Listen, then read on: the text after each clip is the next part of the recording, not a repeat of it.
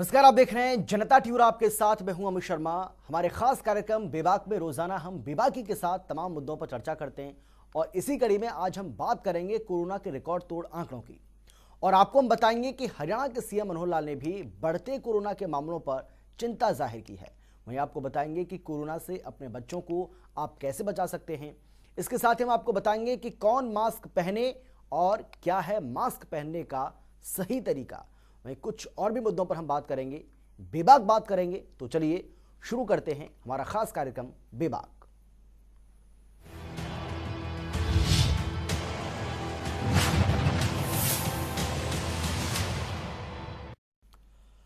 देश में बढ़ते कोरोना के मामलों ने यह साबित कर दिया है कि कोरोना की नई लहर खतरनाक होती जा रही है और इसका अंदाजा आप इसी से लगा सकते हैं कि नए आंकड़े लगातार बढ़ रहे हैं, जो पिछले 24 घंटे में 2 लाख के आंकड़े को भी पार कर चुके हैं।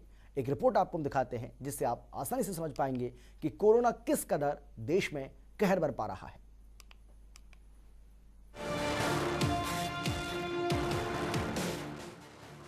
चीन में पनपे कोविड-19 वायरस ने दुनिया के तमाम देशों में तबाही का मंजर पैदा कर दिया। महामारी के प्रकोप से मौत का तांडव हो या आर्थिक मार, पूरी दुनिया ने इसे पिछले 1 साल से झेला। जहां धीरे धीरे कोरोना की मार से उबरने लगे थे, लॉकडाउन से अनलॉक की ओर बढ़ने लगे थे, वहीं देश में कोरोना वायरस एक बार फिर अपने पांव पसारने लगा है। और साल 2020 की तरह 2021 में भी कोरोना के मरीज एक बार फिर बढ़ते जा रहे हैं। इस बीच महाराष्ट्र, तमिलनाडु, पंजाब, दिल्ली, गुजरात, कर्नाटक और हरियाणा में कोरोना के नए मामलों ने सरकार की टेंशन बढ़ा दी है। वहीं देश में कोरोना वायरस की रफ्तार बेकाबू हो चली है और नई लहर सबसे बड़ी चुनौती बनकर सामने आई। हर दिन बड़ी संख्या में नए मामले सामने आ रहे हैं। देश के अलग अलग हिस्सों से अस्पतालों में बेड्स की कमी की तस्वीरें भी सामने आ रही हैं, जो साल 2020 से भी बुरा मंजर दिखा रही हैं। बात करें पिछले 24 घंटों में कोरोना के नए मामलों की, तो 1,60,000 से ज्यादा का आंकड़ा पार कर चुका है। कोरोना वायरस के मामले उस दौरान बढ़ रहे हैं जब देश में महा वैक्सीनेशन अभियान चलाया जा रहा है और जनवरी से शुरू हुए इस अभियान को लगभग 3 महीने का वक्त हो चुका है, जिसके तहत करीब 12 करोड़ लोगों को वैक्सीन भी लगाई जा चुकी है। वहीं सरकार भी मास्क पहनने और सोशल डिस्टेंसिंग के नियमों का पालन करने की लगातार अपील कर रही है। कई राज्यों ने तो नाइट कर्फ्यू और वीकेंड लॉकडाउन जैसी सख्ती भी बरतनी शुरू कर दी है। साथ ही फिर से शादी समारोह और धार्मिक आयोजन समेत सभाओं पर नई गाइडलाइंस जारी कर दी गई हैं। तो वहीं पब्लिक ट्रांसपोर्ट्स में भी लिमिट निर्धारित कर दी गई है। कोरोना वायरस संक्रमण की नई लहर अब विकराल हो चुकी है। बीते 24 घंटों के दौरान देश भर में कोरोना संक्रमण के 2,17,353 नए केस सामने आए। वहीं 24 घंटों में कोरोना से 1,185 लोगों की मौत हुई, जबकि देश में कोरोना से कुल 1,42,91,917 लोग संक्रमित हो चुके हैं। वहीं अभी तक कोरोना से 1,25,47,866 लोग ठीक हो चुके हैं। फिलहाल देश में अभी एक्टिव केसों की संख्या 15,69,743 है, जबकि कोरोना से अब तक कुल 1,74,308 लोगों की मौत हो चुकी है। आंकड़ों को देखें तो जाहिर होता है कि कोरोना फिर से गंभीर समस्या बनता जा रहा है। जहां पहले जिन राज्यों में कोरोना के मामलों में तेजी दर्ज की गई थी, वहां पर अब हालात बेकाबू होते जा रहे हैं। सबसे बुरी हालत महाराष्ट्र की है, जहां बीते दिन रिकॉर्ड संख्या में केस दर्ज किए गए और साथ ही साथ नए मामले भी बढ़ते जा रहे हैं। कोरोना की शुरुआत से लेकर अब तक किसी भी एक राज्य में एक दिन में इतने केस दर्ज नहीं किए गए। महाराष्ट्र में हर दिन के साथ ही कोरोना की रफ्तार भी बढ़ रही है। महाराष्ट्र के अलावा अब राजधानी दिल्ली में भी कोरोना ने खेल बिगाड़ना शुरू कर दिया है। आपको बताते हैं कि कोरोना के मामले बढ़ने की वजह क्या है। केस बढ़ रहे हैं, लेकिन टेस्ट उतने नहीं हो रहे। प्रभावी तौर पर आइसोलेशन नहीं हो पा रहा, कॉन्टैक्ट ट्रेसिंग में कमी आई है, कोविड एप्रोप्रिएट बिहेवियर का पालन नहीं होना। कोरोना के बढ़ते आंकड़ों को देखकर लग रहा है कि आने वाले दिनों में कोरोना संक्रमण के मामलों में बेतहाशा बढ़ोतरी हो सकती है, जिससे बचने का एक ही तरीका है कि कोरोना बचाव नियमों का कड़ाई से पालन किया जाए और अपनी बारी आने पर वैक्सीन जरूर लगवाएं। ब्यूरो रिपोर्ट, जनता टीवी। वहीं कोरोना के कहर से हरियाणा भी अछूता नहीं है, जिसको लेकर प्रदेश के सीएम मनोहर लाल ने चिंता जाहिर की है। उन्होंने कोरोना से निपटने को लेकर किए जा रहे प्रयासों की जानकारी दी। साथ ही सीएम ने किसानों से आंदोलन खत्म करने की अपील भी की है।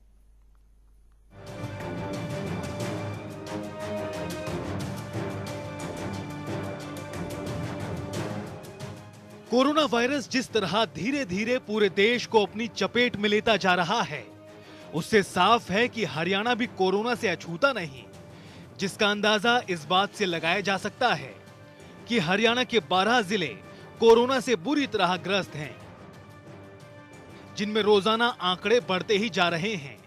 वहीं एहतियातन प्रदेश सरकार तमाम जरूरी कदम उठा रही है। इसी कड़ी में प्रदेश के मुखिया मनोहर लाल ने हरियाणा की बात करते हुए बढ़ते कोरोना के लिए चिंता जाहिर की। विशेष तौर पर फरवरी के महीने तक ऐसा लगता था कि भी कोरोना काल समाप्त हो रहा है, लेकिन अचानक मार्च के महीने में ही फिर से इसने ऊपर उठना शुरू कर दिया। पिछले वर्ष भी ये मार्च में प्रारंभ हुआ था, इस वर्ष भी मार्च के बाद इसने फिर से दूसरा एक प्रकार से जो इसकी बारी है वो शुरू हो गई। सेकंड वेव ऑफ कोरोना जिसको मैं कहूँगा। हमने बहुत सी सावधानियाँ जैसे पिछले वर्ष बरती थी, उसी प्रकार की सावधानियाँ इस बार भी बदलने के लिए हमने कहा है।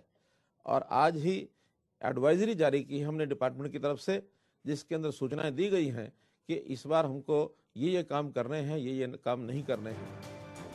इसके साथ ही सीएम मनोहर लाल ने कहा कि कोरोना से लड़ने के लिए हम तैयार हैं। हमारे पास पर्याप्त वेंटिलेटर्स हैं और टेस्टिंग को भी बढ़ावा दिया जा रहा है, लेकिन लोगों का जागरूक होना भी जरूरी है।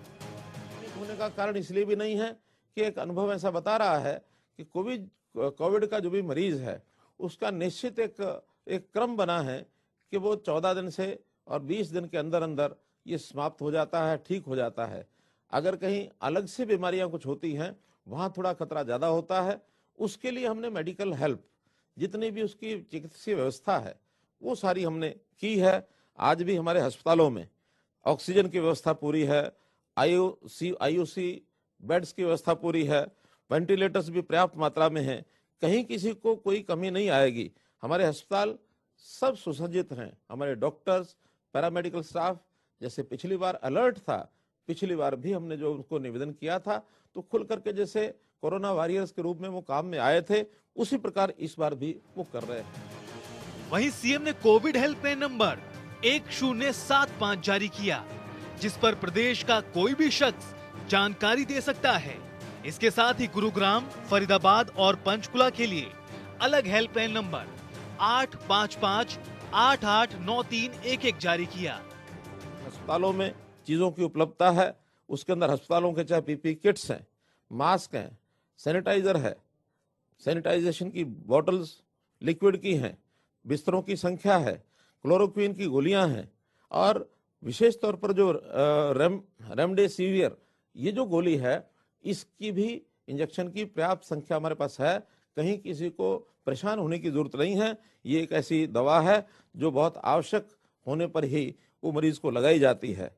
हमने इसके लिए हेल्पलाइन नंबर भी बनाए हैं 3 जिलों का, विशेषकर पंचकुला, गुरुग्राम और फरीदाबाद, जिनका एक अलग से नंबर रखा है। अगर आप चाहें तो आप नोट कर सकते हैं, वैसे समाचार पत्रों में दिया भी है, फिर भी उसको नोट करें। 855-889-3911। वहीं प्रदेश के मुखिया मनोहर लाल ने कहा कि पिछले साल की तरह इस बार कोई पैनिक ना हो, जिससे प्रवासी मजदूरों को पलायन करना पड़े। पिछली बार चूंकि नया अनुभव था तो उसमें थोड़ा पैनिक ये थोड़ा ज्यादा हो गया था और पैनिक होते हुए लोगों ने अपने व्यवसाय, यानी हालांकि लॉकडाउन के समय हमने अपेक्षा की थी कि सब बाजार बंद करें, सभी उद्योग भी बंद होने चाहिए। और उसका दुष्परिणाम ये हुआ था कि बहुत से मजदूर वो पलायन करके अपने अपने घरों में दूसरे प्रदेशों में जाने लग गए थे। लाखों की संख्या में मजदूर गए, वो वापस भी आए। जब स्थितियां ठीक हुई तो वापस अपना जो उद्योग है, आर्थिक जो सारा चक्र है, वो ठीक अपने लेवल पर आ गया और दोबारा से अपनी गति ने पकड़ा। इस बार हम सावधानी बरत रहे हैं कि उस प्रकार का पैनिक न हो। वहीं सीएम मनोहर लाल ने किसानों से आंदोलन खत्म करने की अपील करते हुए कहा कि एक जगह पर इतनी संख्या में धरना देने से कोरोना के संक्रमण का खतरा बढ़ रहा है। आप सबकी चिंता करें और आंदोलन को समाप्त कर दें। हालात सामान्य होने के बाद आप चाहें तो दोबारा आंदोलन शुरू कर सकते हैं। किसान भाई कहीं कहीं अपनी कुछ बातों को लेकर के आंदोलन कर रहे हैं। ये बात ठीक है कि आंदोलन करना हर किसी का लोकतांत्रिक अधिकार है। कहीं कहीं इस लोकतांत्रिक व्यवस्था को जब तोड़ा जाता है, उस समय प्रशासन को भी कठिनाई होती है, सरकार को भी कठिनाई होती है। निश्चित ही जहां लोग इकट्ठे बैठते हैं, दिन रात एक साथ रहते हैं, तो कोरोना के होने का एक संभावना बनी रहती है।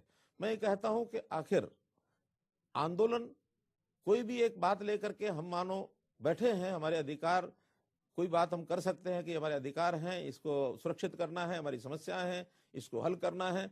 बात हो सकता है कि वो समस्याएं हमारी कैसी हैं, कैसी नहीं है, हल होगा नहीं होगा, ये एक विचारों का अंतर हो सकता है।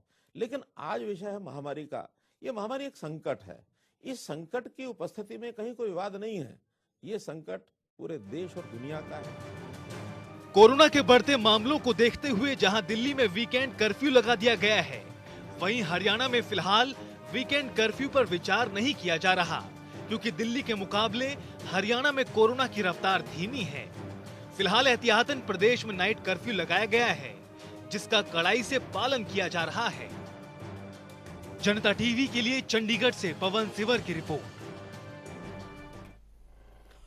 कोरोना की दूसरी लहर से बच्चों को ज्यादा खतरा है और इसीलिए हम अपनी अगली रिपोर्ट में बताएंगे आपको कि कोरोना से बच्चों को आप कैसे बचा सकते हैं।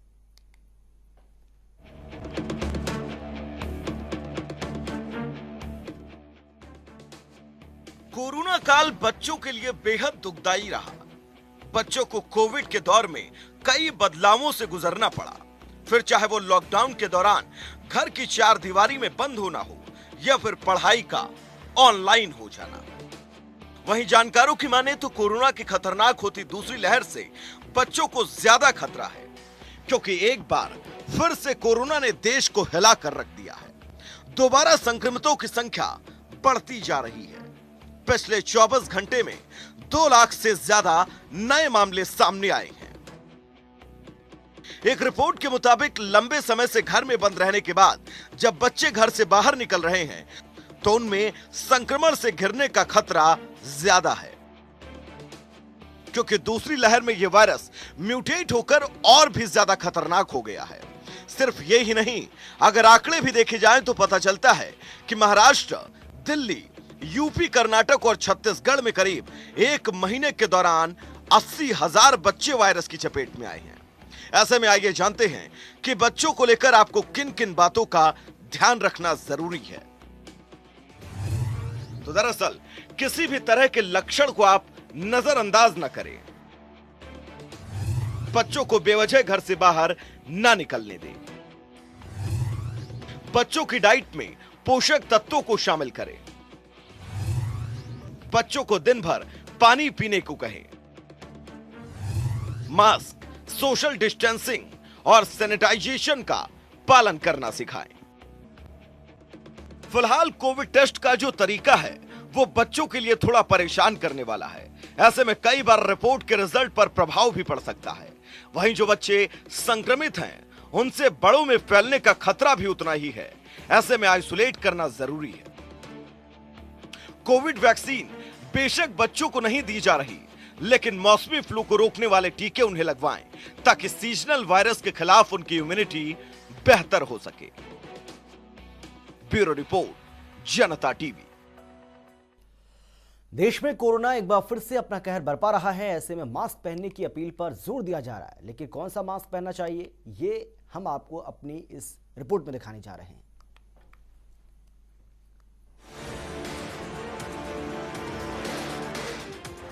देश में कोरोना के मामले लगातार बढ़ रहे हैं और उससे होने वाली मौतों की संख्या में भी इजाफा हो रहा है।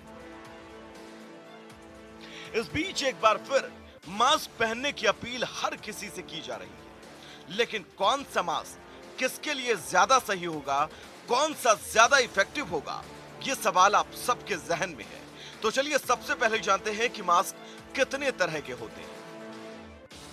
दरअसल मोटे तौर पर देखें तो मास्क दो तरह के होते हैं। पहला सर्जिकल मास्क, जिसका इस्तेमाल हेल्थ केयर वर्कर्स करते हैं, तो वहीं दूसरा फैब्रिक या फिर कपड़ों से बना मास्क, जिसका इस्तेमाल आम लोग करते हैं। ऐसे में कौन सा मास्क कोरोना वायरस को रोकने में कितने प्रतिशत इफेक्टिव है, यह भी जानना जरूरी है। इसके साथ ही हम आपको यह बता रहे हैं कि मास्क पहनने का सही तरीका क्या है। दरअसल मास्क पहनने से पहले निकालने के बाद हाथ साफ करें, मुंह और चिन को पूरी तरह से ढक कर रखें। जब मास्क को उतारें तो साफ प्लास्टिक के बैग में रखें। कपड़े के मास्क को हर दूसरे दिन धोएं। सर्जिकल मास्क रोजाना बदलें। वॉल वाले मास्क कभी भी इस्तेमाल न करें। तो वहीं N95 मास्क कोरोना वायरस जैसे संक्रमण से बचाव के लिए सबसे बेहतर मास्क माना जाता है। यह आसानी से मुंह और नाक पर फिट हो जाता है और बारीक कणों को भी नाक या फिर मुंह में जाने से रोकता है। यह हवा में मौजूद 95% कणों को रोकने में सक्षम है, इसलिए इसका नाम पड़ा है N95। वहीं सामान्य सर्जिकल मास्क भी करीब 89.5% तक कणों को रोकने में सक्षम होते हैं। ये दोनों मास्क हेल्थ केयर वर्कर्स के लिए होते हैं। वहीं फैब्रिक या फिर कपड़े से बने मास्क भी बारीक कणों को करीब 94% तक रोकते हैं। कई लोग डबल मास्क लगाते हैं, जबकि डबल मास्क पहनने से कोई नुकसान नहीं है। हालांकि दो मास्क लगाने से थोड़ी परेशानी भले ही हो सकती है, लेकिन अगर आप ऐसा करते हैं तो पहले मेडिकल मास्क लगाना चाहिए और उसके ऊपर कपड़े का मास्क। ब्यूरो रिपोर्ट, जनता टीवी। देश में कोविड मानो सुनामी की तरह तबाही मचाने लगा है। बावजूद इसके 5 राज्यों में चल रहे चुनावी दंगल में कोविड नियमों की जमकर धज्जियां उड़ाई गई हैं। इन 5 राज्यों में चुनावी कार्यक्रमों में बरती गई लापरवाही कितनी खतरनाक साबित हो रही है, इस रिपोर्ट के जरिए समझिए। 5 राज्यों में चुनाव के लिए पिछले 1.5 महीने से अलग अलग रैलियां और रोड शो चल रहे हैं और इन तमाम कार्यक्रमों में कोरोना प्रोटोकॉल्स को हाशिए पर डाल दिया गया। लेकिन इसका जिम्मेदार कोई एक पार्टी या एक नेता नहीं, बल्कि इस हमाम में सब के सब नंगे हैं। प्रधानमंत्री मोदी और अमित शाह के रोड शो, रैलियों से लेकर ममता दीदी की जनसभाओं तक न तो कोविड अप्रोप्रिएट बिहेवियर का पालन होता दिख रहा, न ही इसके लिए पहले राजनीतिक दलों ने कोई दिलचस्पी दिखाई और न ही इलेक्शन कमीशन ने। इन सब लापरवाहियों का नतीजा वही हुआ जिसका डर था। रैलियों, रोड शो और जनसभाओं में न लोगों ने मास्क का ध्यान रखा और न ही सोशल डिस्टेंसिंग का। आलम यह हुआ कि कोरोना की स्थिति कुछ इस तरह बिगड़ी कि कुछ राज्यों में कोरोना का संक्रमण फैलने की दर में 400 से 500% का उछाल आ गया। चलिए राज्यवार तरीके से समझाते हैं कि चुनावी राज्यों में कैसे कोरोना संक्रमित मरीजों में बेइंतहा इजाफा हुआ।